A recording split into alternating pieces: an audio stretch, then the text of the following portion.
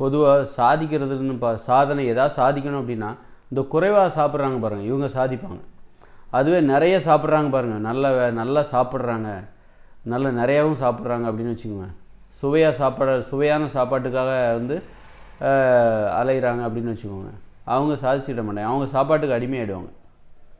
ஏன்னா உணவு வந்து ஒரு மிகப்பெரிய வலை, அந்த வலையில் மாட்டிக்கிட்டிங்கன்னா அவ்வளோதான்.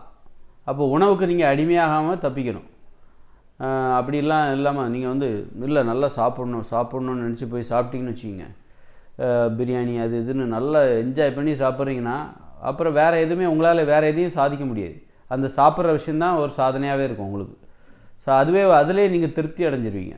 அந்த சுவையான உணவில் சாப்பிட்றதுலே நீங்கள் திருப்தி அடைஞ்சிருவீங்க. அதுக்கு மேலே ஒன்று நம்ம ஏன் சாதிக்கணும்? திருப்தியை தருகிற விஷயம் இதுவே நமக்கு ஃபுல்லாக திருப்தியை தந்துடுச்சு. அப்போ இதுக்கு மேலேயும் நாம் திருப்தி அடைவதற்கு இந்த உலகத்தில் வேறு என்ன இருக்குது? மேலும் மேலும் சுவையான உணவை தேடி போகிறது தான் நம்ம பெஸ்ட்டு அப்படின்ட்டு போய்டும். அப்போ சிலருக்கு இயல்பாகவே கொஞ்சமாக தான் சாப்பிடுவாங்க, சாப்பாட்டில் ஒரு வெறுப்பு இருக்கும். அப்போ அவங்க வந்து எதையாவது சாதிக்கணும்னு நினைப்பாங்க, அப்படின்னு நினைப்பாங்க. ஏன்னா அவங்களுக்கு வந்து சாப்பாடு திருப்தியை தரல. வாழ்க்கையில் சாப்பாடுங்கிறது வந்து ஒரு முழுமையான திருப்தி அது கொடுக்கல. ஏன்னா அவங்களால கொஞ்சமாக தான் சாப்பிட முடியுது. அதனால் வந்து வேறு எதையாவது சாதிக்கணும் அப்படிங்கிறது அவங்களுக்கு வேறு எதுலேருந்து ஒரு திருப்தியை தேடணும் அப்படின்னு அவங்க நினைப்பாங்க. இப்போ அவங்க சாதிப்பாங்க.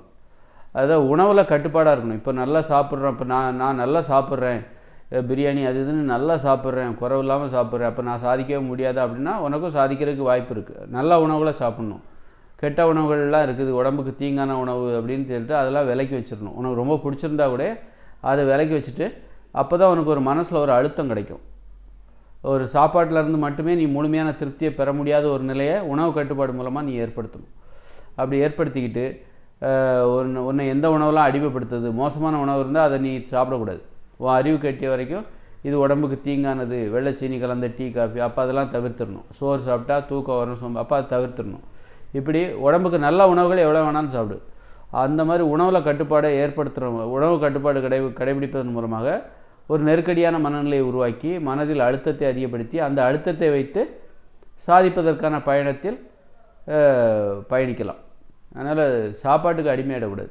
அதனால் உணவில் கட்டுப்பாடு இருந்தால் மட்டும்தான் சாதிக்க முடியும். உங்கள் மேலே உங்களுக்கு ஒரு தன்னம்பிக்கை வரும். உணவுக்கு நீங்கள் அடிமையாயிட்டீங்கன்னா உங்கள் மேலே உங்களுக்கு தன்னம்பிக்கை வராது, உங்களால் எதுவுமே சாதிக்க முடியாது.